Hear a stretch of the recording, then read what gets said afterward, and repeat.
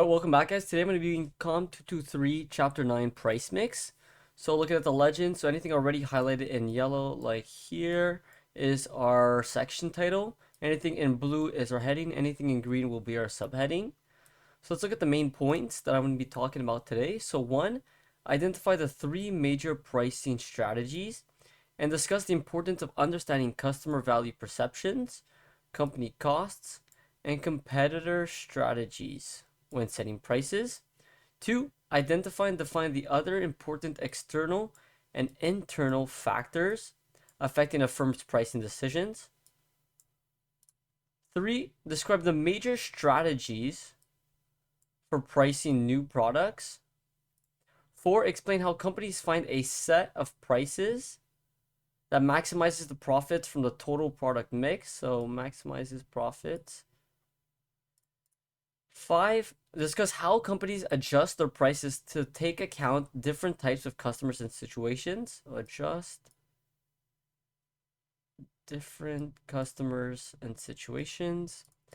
Six, discuss the key issues related to initiated and responding to price changes, And then seven, list and briefly describe the major legislation in Canada that affects marketers' pricing decisions. The legislations in Canada. All right, so let's begin with number one.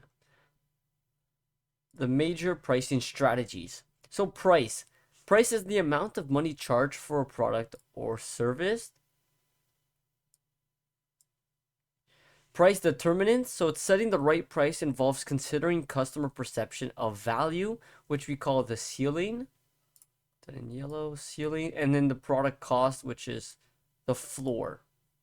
So there are three major pricing strategies, and here are the three. We have customer value-based pricing, which I'll explain right underneath, cost-based pricing, which I'll explain after, and then competition-based pricing, which I'll also explain. So let's look at value-based pricing, the first one.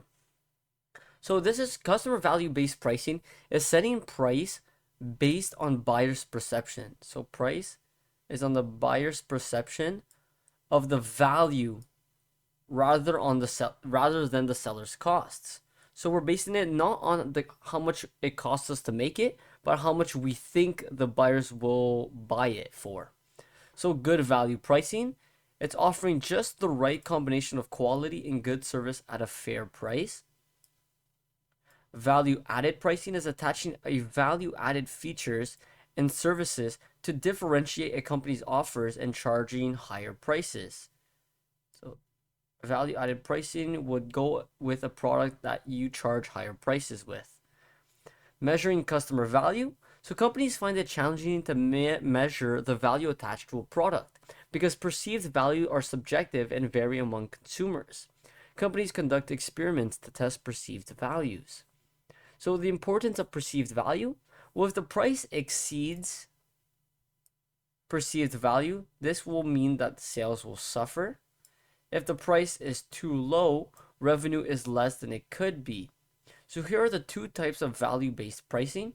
You have good value pricing, which offers the right combination of quality and service at a fair price, which I explained, I believe, up here. Yeah. So it's just a repetition, fair price, introducing less expensive versions of a product, redesigning brands to offer more quality for a given price, and can succeed by offering less value at a low prices. Value added pricing, it's attaching value added features and services like I explained before. It adds features to justify the higher prices. An example is Cineplex. So Cineplex adopts a value added pricing strategy for its VIP cinemas, adds amenities like the leather seats, the food service, and the alcohol. This is to appeal to the adults, and it's to illustrate that consumers are motivated by what they get for what they pay for. So that's a good example of a value added pricing with Cineplex. So let's look at cost-based pricing. So cost-based pricing involves setting prices based on the cost for producing. So price based on the costs for producing, distributing, and selling the product, plus a fair rate of return for its effort and risk. Here are the types of costs. So first we have fixed cost right here. So This does not vary with production or sales levels. Example is rent, heat, interest, and executive salaries. No matter what, there's gonna be a fixed cost. It won't change depending on like out of nowhere. It won't change. Variable costs vary directly with the level of production. So include costs like materials, packaging, etc. So it's the same price for each unit produced. So I'll highlight this, the level of production. So this could change. So if we're producing less products, it may be more expensive than if we wanted to produce a lot of products, and then it would be cheaper for each product since we're producing more. So total costs, it's the sum of fixed and variable costs for a given level of production.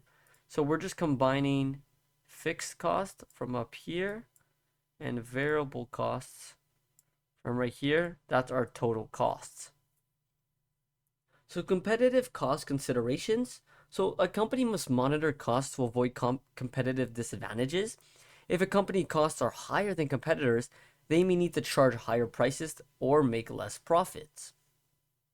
So make sure you just take into account if you have your competitors and how much they are charging, how much are they making their products for. So cost plus pricing, it's added a standard markup to the cost of the product.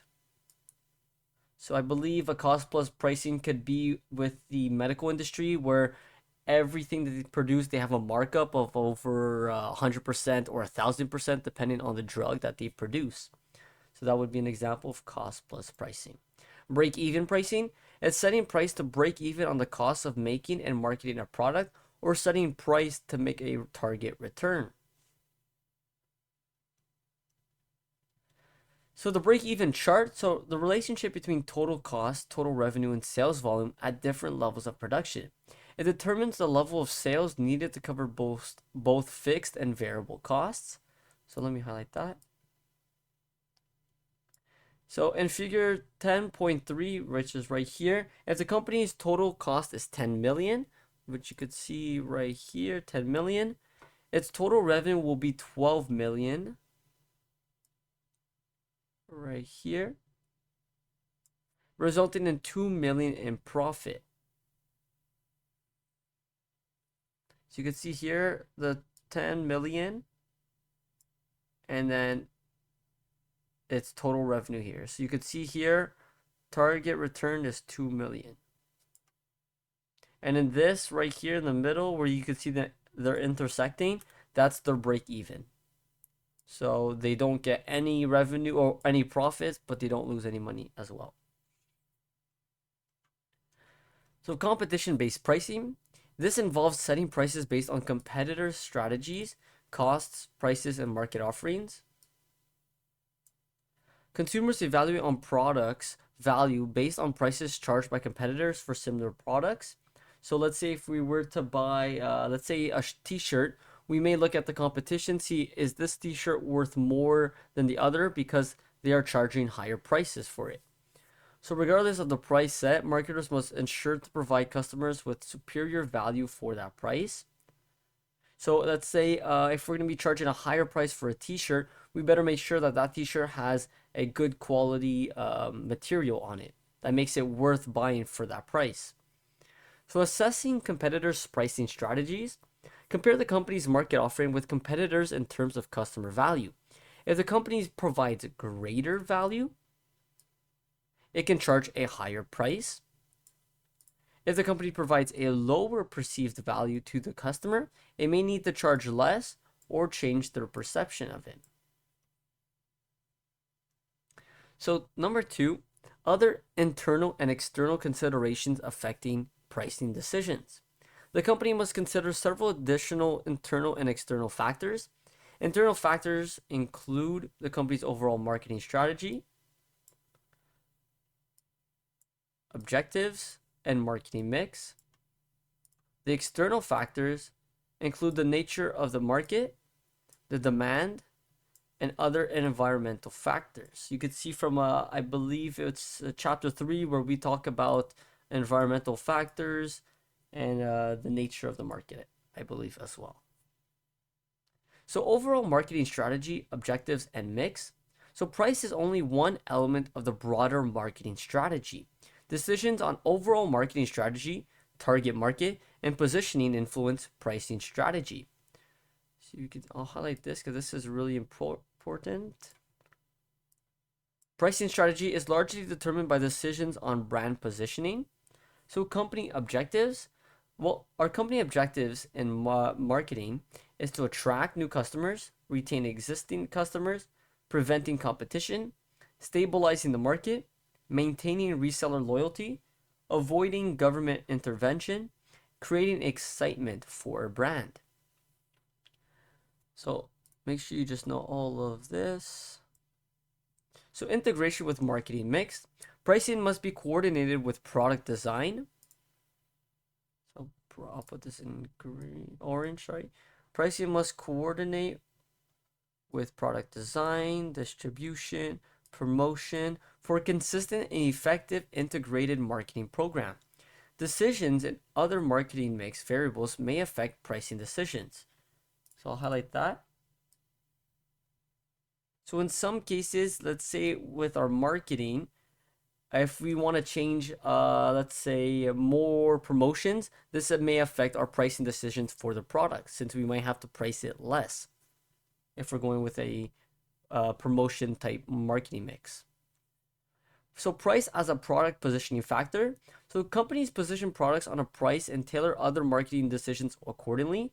So these two are opposites of each other. So in the first one right here, we are changing our price according to the marketing mix.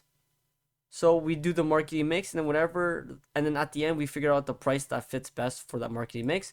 This one, however, we figure out the price that we need and we're set on that price and we determine our whole marketing mix according to that price and stick with it. You can see here, and we tailor other marketing mix decisions to the price.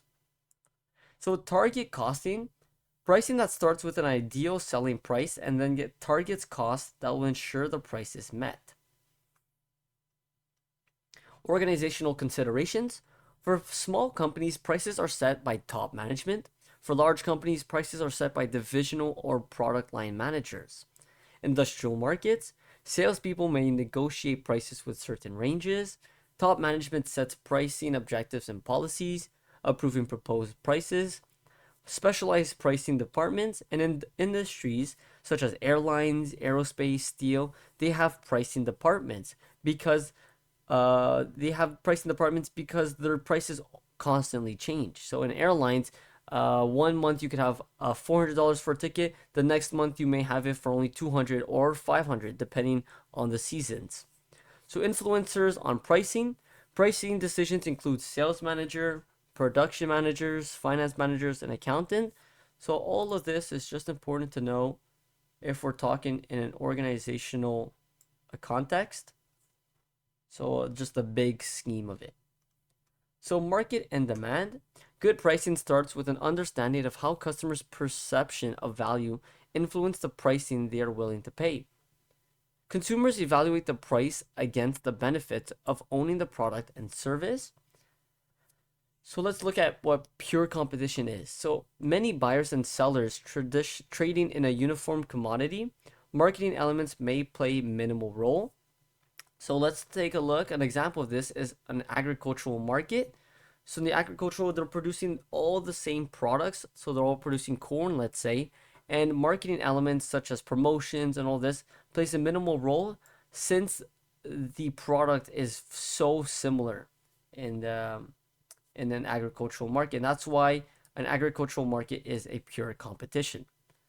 Monopolistic competition. Buyers and sellers trade over a range of prices. Differentiation through branding, advertising. I'll put this in blue.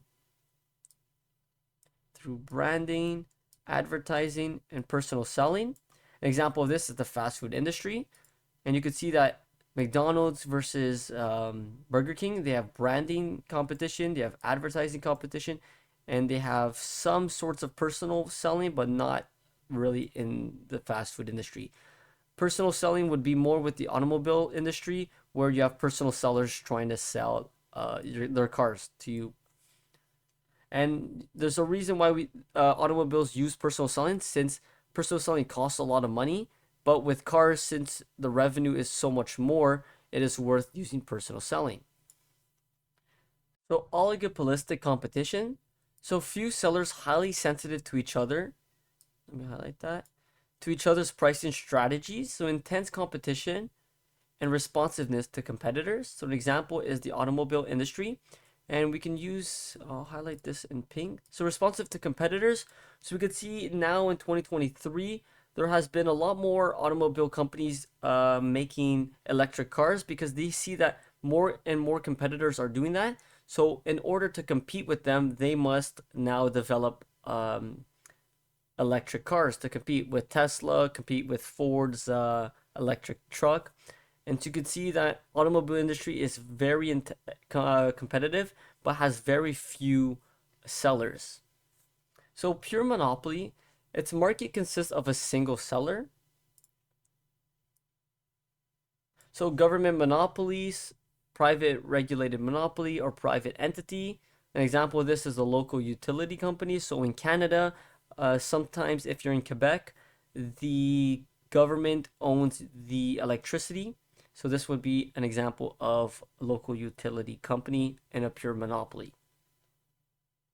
So demand curve, this represents the relationship between the price of a product and the quantity demanded in a given period. Demand and price are inversely related, so higher prices lead to lower demand. Measuring demand, so companies estimate demand at different prices. In a monopoly, demand curve shows total market. Let me just highlight that.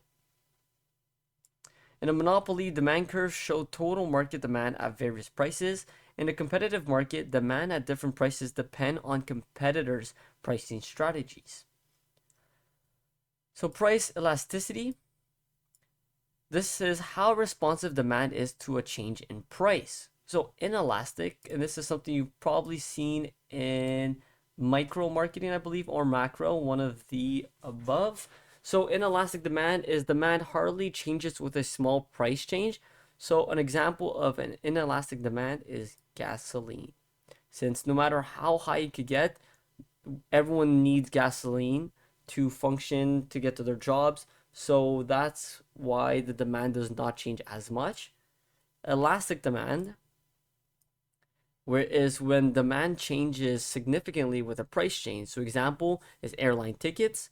If the airline tickets gets too high, maybe there'll be less sales because people realize, hey, if we wait another month, maybe it'll go down. And so yeah, that's a good example. Consumer price sensitivity.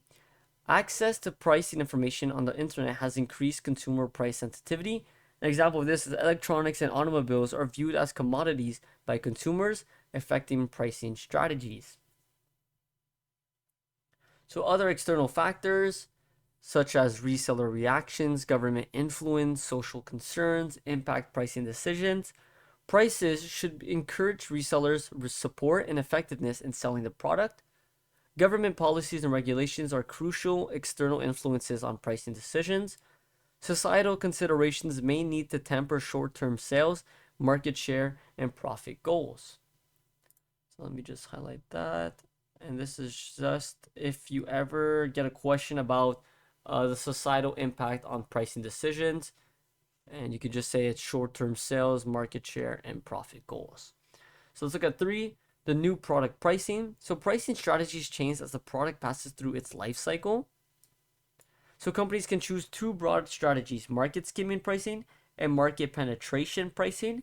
And this is important for your final or your midterm because they will ask a question on which is the best pricing strategy to use. So market skimming pricing, it's setting a high price. I'll put this in yellow. High price for a new product to skim maximum revenue layer by layer from the segments willing to pay the high price. The company makes fewer but more profitable sales. The product quality and image must support its high price, and buyers must want the product at the price. So I believe on a good example of this, and I may be wrong, but I'm pretty sure that when Apple first introduced their Mac, which is their first Mac, it must have been in like the late 80s, I think they used a market skimming pricing because there was a lot of talks about, oh, their quality and their image and how well the Mac is so fascinating to buyers that they priced it at a higher price than I believe it was the Microsoft's computers at the time. So if you guys want to look into that, you can see how Apple used a market skimming pricing strategy. So market penetration pricing. Market penetration pricing is setting a low initial price for a new product in order to attract a large number of buyers and a large market share. So production and distribution costs must fall as sales increase. So product mix pricing. The firm looks to set a price that maximizes the profits on the total product mix. The 5 product mix pricing situations: you have product line pricing, optional product pricing, captive product pricing, by product pricing, and product bundle pricing. So product line pricing is setting the price steps between various products in a product line based on cost differences between the products, customer evaluations of different features, and competitors' prices. The price steps should account for difference in customers' perception. So example, this is Apple offers different pricing tiers for its iPhone lines. So you can see that they have prices for the iPhone 15, the iPhone 15 Plus. I think it's the iPhone 15. Oh, sorry, it's not the Plus, it's the Pro. And then they have the Pro Max. And I think with Samsung has the Plus and then the Ultra. So the optional product pricing, it's the pricing of optional or accessory products with a main product. So example, this is purchasing a laptop. Customers are often given the option to add accessories like a higher capacity, extended warranty, and premium software at additional costs. So byproduct pricing, it's setting a price for byproducts to make the main product price more competitive. So the lumber industry producing timber, but also wood chips. So product bundle pricing is combining several products and offering the bundle at a reduced price. So fast food offering trios or meal bundles. And yeah, so that's it. Thank you guys so much. You guys want to look at the notes, it'll be in the description below, and I'll have a link to the Quizlet so you guys can just test yourself on the knowledge of this chapter. Thank you.